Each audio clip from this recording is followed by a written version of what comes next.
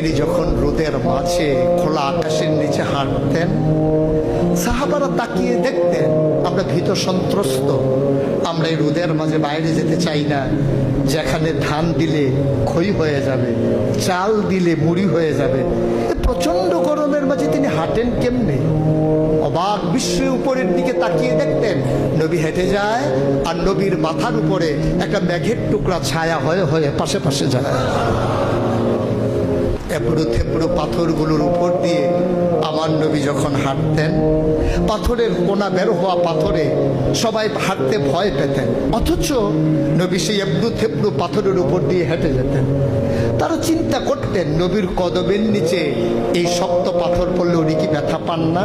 পরীক্ষা করার জন্যে পেছনে পেছনে অনেকেই দৌড়াতেন।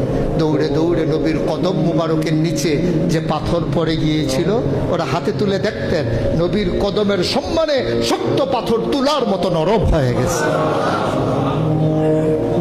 এ নবী আমার, এ নবী আপনার নবী, এ নবী আমাদের নবী। আমরা প্রাউড ফিল করি।